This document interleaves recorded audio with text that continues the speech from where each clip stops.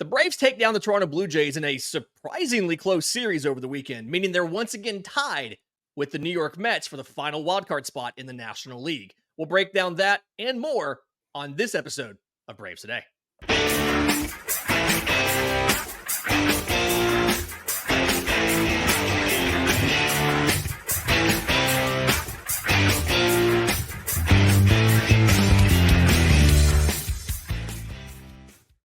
Yes, welcome on in to Braves Today, your home for news, notes, updates on your Atlanta Braves. I'm your host, Lindsay Crosby. You can follow me on Twitter at Crosby Baseball. He's Christian Rauh. You can follow him on Twitter at Christian S. Rauh, R-A-U-H. You can find all of our written work at bravestoday.com, the Braves Today Substack, where we wrote about every single game over the weekend and then drop some more pieces this morning and some stuff coming this week, some deep dives on some different things. But Christian, let's talk about this Toronto Blue Jays series first. Atlanta obviously wins Friday night, drops the Saturday matchup in pretty rough fashion, and then turns around and gets a walk-off win on Sunday thanks to the heroics of Sean Murphy. Ground ball. They'll come home.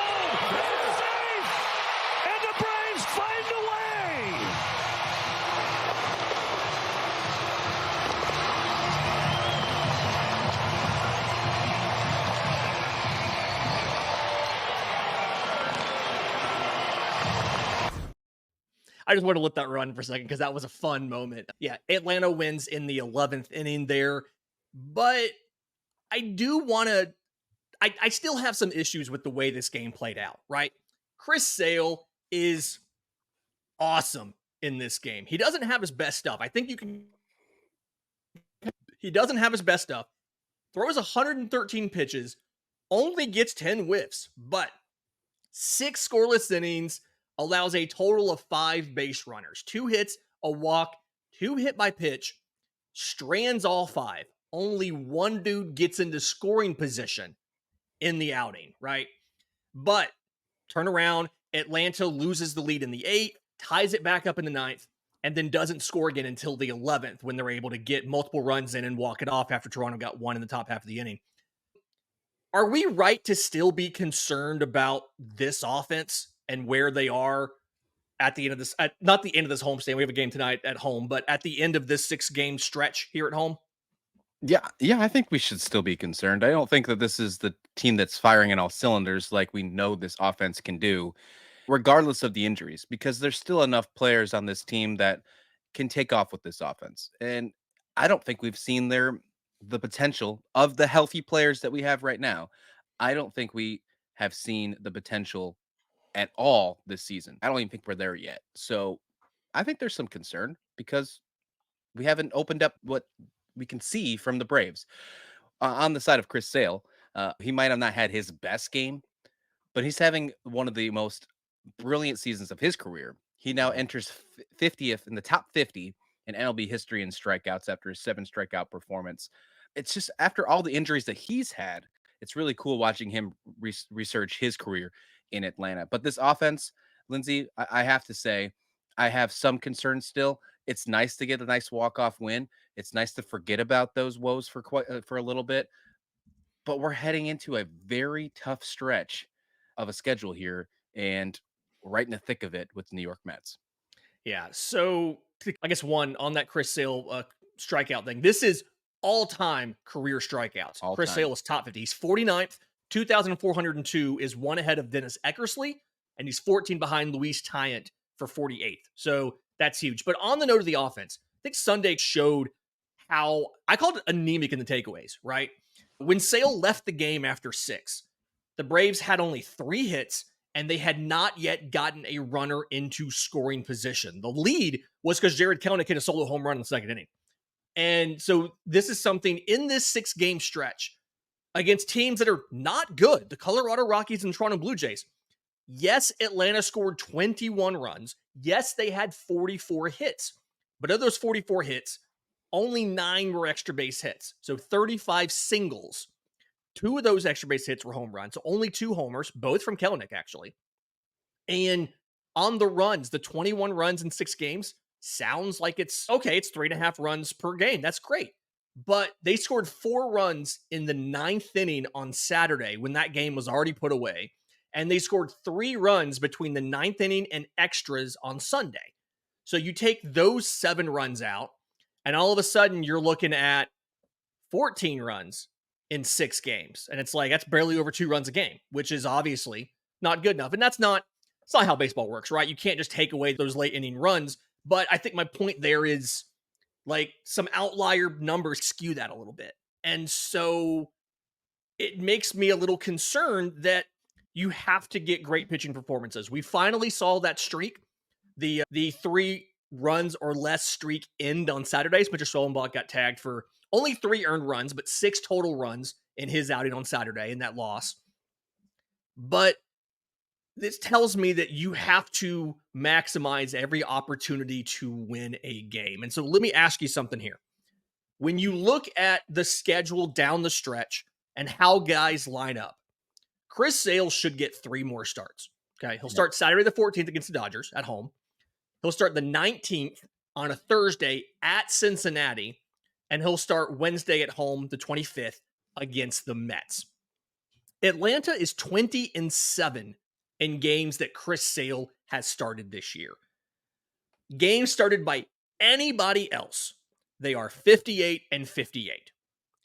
Do you need to push back Spencer Schwellenbach a day so that Chris Sale can start September 24th on Tuesday and then be lined up to pitch game 162 if you need it and game 1 of a wild card series if not? Is it that critical? It wouldn't be short rest. He'd be on regular rest the entire time because you'd be pretty much giving Schwellenbach an extra day from an off day and moving Sale up from extra rest to a regular rest. Is it that urgent about needing him to go as much as possible to make the postseason? Or do you wait and hold him back so that you have him for game 1 no matter what? I think if you prep him to pitch 162 and get that extra start if needed, because if you're at a point to where you need to win 162 or you don't make the postseason, you want Chris Sale on the mound. That's a playoff game. I think you prep for 162. If you don't need him, then you just push him to make him your game 1 starter. He'll be ready for rest. This also, for me, doesn't give me any concern on Schwellenbach. I know he didn't have the best outing this weekend, but moving him and I guess skipping a start, if you will, or giving him more rest, however you want to call it, Pushing him the doesn't game, make yeah. me have concern for Schwellenbach. So I just want to make that be said. But I think you do need to prepare Sale to have 4 more starts on the season, prepare him to pitch 162 if need be. And because if you don't need him, you can have him as your game 1 starter as the postseason as needed. But if you need him for 162, Lindsay, that is game 1 of the playoffs. Yeah, it feels at this point you have to manage like every game is a potential playoff game. You have to manage to win every 100%. single game. And I'll give Brian Snitker credit on Sunday because they used the entire bench except for Whit Merrifield, right? Because Whit Merrifield obviously he's hoping to come back in time for the Dodgers series. We'll get to that in a little bit. I've got thoughts on this, but shocker, I have thoughts. But usually the way Atlanta uses the bench is like you'll send an outfielder in to play defense for Jorge Soler late. But that's not all that they did. They used everybody on the bench but Merrifield in this one. Eli White checked in for Jorge Soler in the 6th inning to play defense. Travis d'Arnaud pinch hit for Luke Williams in the 8th. And so because of that, Eli White moved back into the infield for the first time since 2021, moved back and played second base. Ramon Laureano checked into right field. When Marcell Ozuna singled in the 9th, Adam Duvall checked in to run for him. And then both of those guys got on base in the 11th inning. Eli White had that amazing bunt between third base and the pitcher's mound to get runners on the corners with no outs, moved Michael Harris up to third. And then Adam Duvall hit a ground ball to third that they had a throw-in error on the throw to first, scoring Harris there and getting the run before Sean Murphy walked it off. One, it feels like that was managing like it was a playoff game, right? Using the entire bench there. 2, there's a small part of me that wondered, are you going to have Max Fried pinch hit for Adam Duvall? Who is the last non-Shohei Ohtani pitcher to win a Silver Slugger? It is Max Fried. And Max Fried has a walk-off in his, I'll remind everybody, Max Fried has a walk-off in his career going in as a pinch hitter. Got a walk-off in extras back when pitchers hit all the time. So I'm glad to see that Atlanta managed a little bit more like it was a playoff game. Iglesias went 2 innings again. They really were aggressive, and you did not get hurt by using Jesse Chavez in a 1-run game in the ninth. When you look at all the players they've used, you're right. It definitely did feel like a postseason game. I have to say that if this is the way that they're going to run the rest of the season, then we're talking. We actually, you know what? We're going to talk about that later. But why do we have a player on the bench that can't be used? Regardless, I'm excited to see what happens with the rest of the year for these Braves because they're starting to pick up. They're starting to get some kind of signs of life with this offense. They need to stop grounding the double plays. I think they did it 3 or 4 times this weekend. That's way too many, especially if you're not getting those extra base hits. But regardless, I think that they're on the right track and they've won the last 2 series in a row, even though they didn't get the sweeps against Colorado and Toronto. But you don't need the sweeps. Okay. It's so hard to get sweeps. I know we keep seeing it in the comments. And by the way, we're probably going to get our fire snicker comments, but it's so hard to sweep a team, Lindsay. As much as you're so close in these postseasons against the Mets and the Diamondbacks and the Padres, as long as you keep winning these series, you're going to be right in the thick of it with these teams. It's going to happen. We just saw the Padres and the Diamondbacks both lose series this week. You win your series, you gain a game on them. It's close enough. There's still enough time to stay in the postseason race. So have some patience. Fun fact, the Braves are have the seventh most grounded into double plays in all of baseball. They have 108. It's third worst in the National League. The Padres lead baseball with 125. The Rockies have 109. Braves have 108. The American League has Yankees, Astros, Blue Jays, and White Sox all up there. So interesting there. And I think it's when I look at that list, I think of teams that don't have a ton of team speed. And I think that's the profile of this Braves team is they're bigger, they're lumbering sluggers. Atlanta has the, I believe, the least stolen bases or second least stolen base attempts in all of baseball. Just got there again. They don't have a ton of team speed here. And so it makes sense that would happen. Interesting note before we go to break real quick, I want to throw out here. This win on Sunday was the league leading 12th win in extra innings for the Atlanta Braves. And given the way that this season has gone, that is not a stat that I expected to hear, is that the Braves have won more games in extra innings than anybody else. That's just wild to me, simply because it feels like, one, this has been incredibly unlucky this season, and we'll get more to that with the Whit Merrifield injury. But this is something where they've played 17 extra innings games. They've won 12 of them. It's a 706 winning percentage. And I think you can talk about their great April where they went 17-8. And then this stat, winning in extra innings. These together are the reasons they're even still in this. The Braves have not been better more than 1 or 2 games over 500 in any month this year, except for April. And then the only area where they have won a ton is extra inning games with a 706 winning percentage. Yeah, they keep talking about in the broadcast. They started off the season 18-6, and then they've been 500 ever since. I think now they're a game over 500 after Sunday's victory since that happened. But yeah, you mentioned it, 12-5 in extras. The biggest thing to worry about, though, if these games are going to be close, they've been 16-21 in 1-run games this year. That can't happen down the stretch. If these games are going to be close, which I assume they're going to be, especially when we get to these tougher teams, the Mets, the Dodgers, and of course the postseason, got to figure out how to win those close games. And that's going to come down to that offense finally stepping up, which hopefully we're starting to see signs of life here, Lindsay. Yep. Let's talk about what happened to Whit Merrifield, as well as the interesting schedule for Atlanta this week. We'll do all of that next, right here on Braves Today.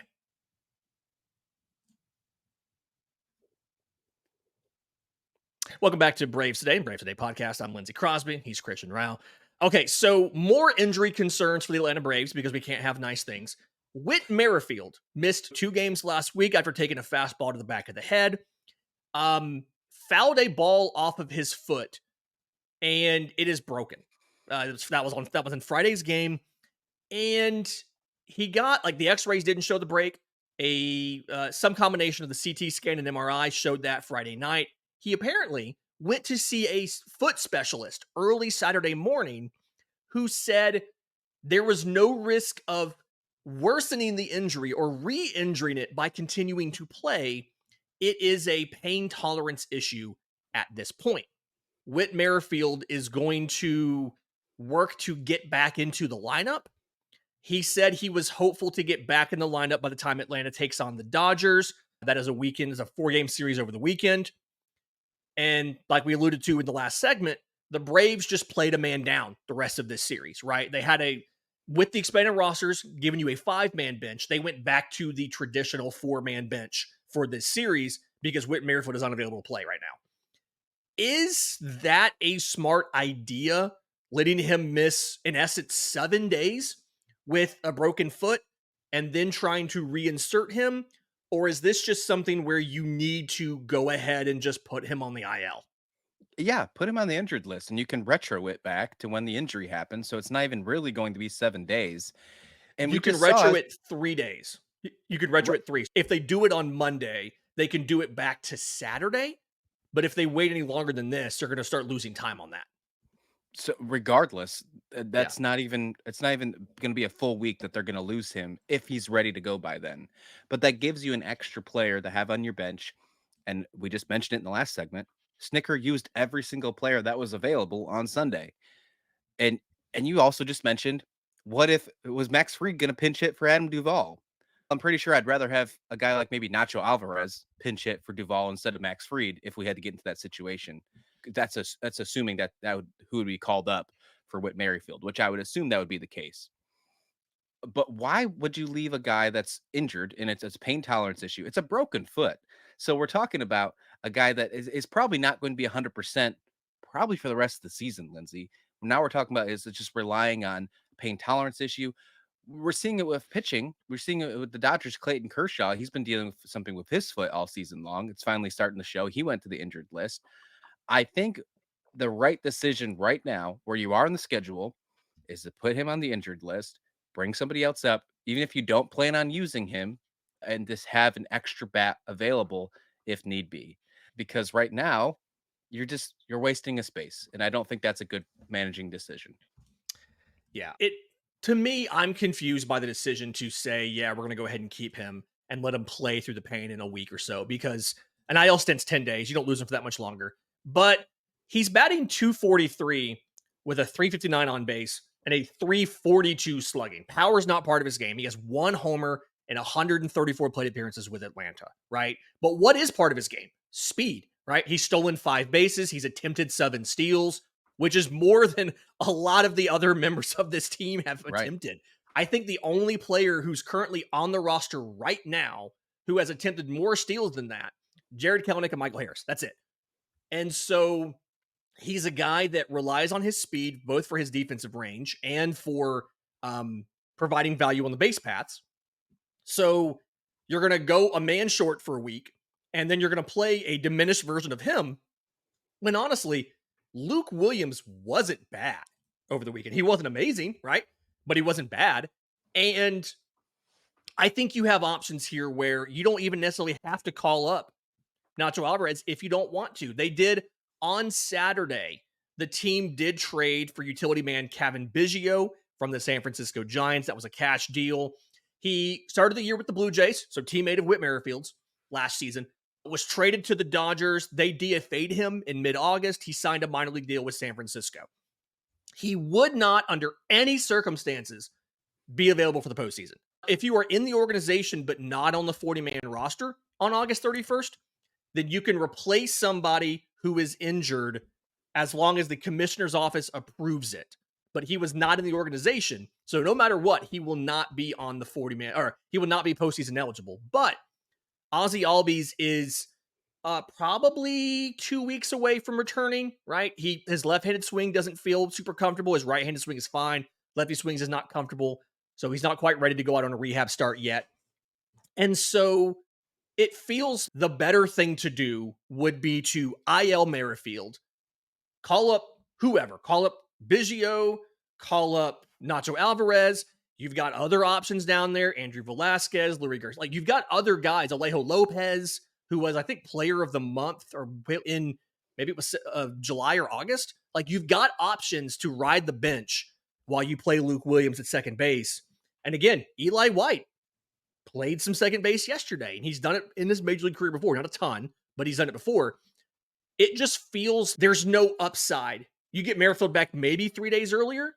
I think at best is the upside there for keeping him off the IL.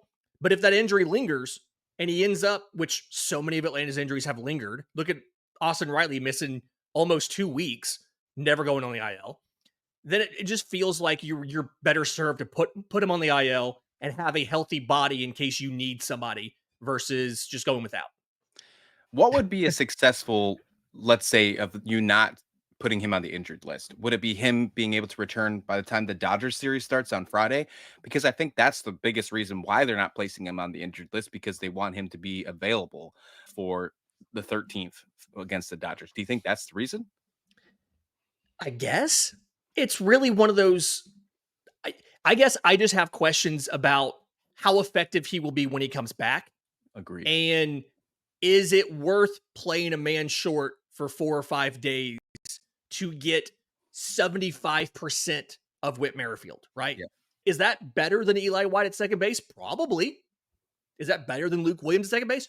Probably. We don't know that. And it just feels it's one of those, you don't have to do that. You don't have to play a man down. Because when we saw yesterday, you used the entire bench. It's just an odd decision to me to voluntarily play a man down to save, at best, 3 days, right? It's a 10-day IL stint. If you put him on as of last weekend, you can backdate that. As of Monday, you can still backdate that to Saturday because he hasn't played since Friday. You can backdate it to Saturday. You get him back by the end of that Dodgers series for, I believe that's the Mets coming up after that. Maybe not. Either way, Yeah, you get him back. Cincinnati, Miami on the road, then you go to the There Mets. you But go. you'd be ready for the road trip. There you go. Yeah, you get him back for the road trip. So either way, is it worth playing a man down? I don't think it is, unless you're going to ask Max Fried to go pinch hit in extra innings. Yeah, I don't think so either. And this gives him a chance to rest and recuperate and not have to travel to Washington if he didn't need to. Maybe go see a foot specialist or get some more therapy on it before that Dodgers series. Be ready for the Dodgers series at the end, as you mentioned. Maybe we'll see some news. Maybe we're talking just complete smoke, and maybe we'll see some news before the lineups come out today of that Reds game, and maybe they do make the change. But as of right now, I think they're making a mistake keeping him on the bench, even though knowing that he's not going to be available for probably the next 3 games, Lindsay. Yeah. Okay, before we get to that Red Series real quick, breaking news from over the weekend from Friday night, the AA Braves affiliate moving from Mississippi to Columbus, which, by the way, Mississippi had their final home game on Sunday. This affiliate is going to be called the Columbus Clingstones. A clingstone is a type of peach. It's known, you can guess off the name, the flesh sticks to the pit there. From what I understand, they specifically wanted the alliteration. I tweeted out a bunch of the branding, the different logos and things like that. But the colors, peach is one of the primary colors. They also have black, Kelly green, and yellow. The uniforms look pretty cool. Real quick, your thoughts on the Columbus Clingstones? I've heard mixed results on this on social media about people liking it, people disliking it. A lot of the locals don't like it. Yeah, which is I'm not a local. I fall in that category, but I like it. I think it's interesting. I like the peach color. I like that they're only the only minor league team in all of baseball to have peach as their primary logo or primary color. And some of those colors are custom. I remember you saying something about that as well, which is really cool. I've already purchased a hat. It will be on Braves today. So don't worry about that. And I will be probably rocking a peach polo with it as well. So I'm looking forward to it. I think it's exciting. I love minor league baseball, and I always love when names are good. And alliteration makes sense, Lindsay. You got to have alliteration. Yeah, the alliteration is fun. Yeah, they are the only minor league baseball team to have peach as a primary color, and they're the only Georgia-based team to use peach as a primary color in 40 years. Yeah, they're going to do a fan contest to name the mascot. I've seen a lot of interesting suggestions there. And then to your point on the colors, yeah, 3 of the 4 colors are custom colors, as in they worked with Pantone, the color people, to make 3 custom shades of these colors specifically for them, which is just a really cool feature. They literally have their own green, their own yellow, and their own peach tone, tint, whatever. So I thought that was cool. I like it. So much of this is based on merchandise, right? You want to sell merchandise. You want to ancillary revenue stream for the team. I think it's unique, and it's probably a lot better than going with something like the Columbus Rangers because, one, Rangers already exist. Those of you who don't know, Columbus has a military base where a big portion of the U.S. Army's Ranger School is done. So that's why a lot of people were throwing out Rangers as a possible team name, even though obviously the Texas Rangers exist. You really shouldn't mix that up there. So I like Clingstones. I know not everybody does. Let us know in the comments how you feel about Columbus Clingstones. Again, I think it's great. I love it, but not everybody does. It's a peach in pants and a hat holding a bat. That's just cool, man. Perfect for Georgia. And Perfect for Gwinnett Georgia. rocked some peach jerseys this season, and that was a hit. I know that. People like that Yeah. peach. So I think you're gonna like the color. I think people are gonna warm up to it. One of Gwinnett's alternate identities, I think, was the Georgia Peaches. Okay, tonight we mentioned this is a makeup game of a July 23rd weather postponement. The Reds coming to town for one game, 6:40 p.m. Eastern. Nick Martinez takes the mound for the Reds versus Charlie Morton taking the mound for Atlanta. And that means when you go on the road trip, you've got two in Washington. Atlanta will be starting Ronaldo Lopez and Max Fried, which means you don't get Max Fried versus the Dodgers this upcoming weekend. Thoughts on Martinez versus Morton, real quick, Christian? We haven't seen Charlie Morton take on the Cincinnati Reds since June 25th of last season, where he went 5 innings, gave up 3 runs. But other than that, we have not seen him pitch this year against the Cincinnati Reds. Nick Martinez is a guy that went back into the rotation after the Frankie Montas trade. He's been back and forth. He was acting as a long reliever in the bullpen for the beginning of the year. He's had a hit or miss season, but he's having some decent starts over the past few times out. So it should be a good matchup. I think that the Braves can get to him early, especially if that offense wakes up and what we've seen in the extra innings yesterday. But it should be a good matchup. The Braves should line up well with them, but I think hitting him early will be key. Yeah, it reminds me of when Grant Holmes got into the lineup early. He threw this is Martinez, 7 shutout against the Brewers on August 10th. And that's after he threw 5 shutout against the Marlins on August 5th. But since then, he's given up 3 runs in 4 of his last 5 starts. And the Blue Jays in late August, they tagged him for 6 runs in 4 1/3. It feels like this is something where, provided that you don't have another power outage, Atlanta should be able to put up a couple runs here. And then the whole real goal is just don't let Ellie De La Cruz beat you, because it feels like every time he comes to Atlanta, Ellie De La Cruz goes off and does something wild, hit for the cycle or steal 3 bases or something nuts. Christian, where can folks go to find more of you and all of your baseball content? Bravestoday.com is where you can find all of my writing right now. I'm about to dig into a pretty deep dive on why Jorge Soler needs to do more for this team. I think many will agree on my argument here. And of course, you can find me on Twitter at Christian S. Rauh, Rauh. I'm on Twitter at Crosby Baseball. You can find all my written work at bravestoday.com as well. And we will see you tomorrow. This has been Braves Today.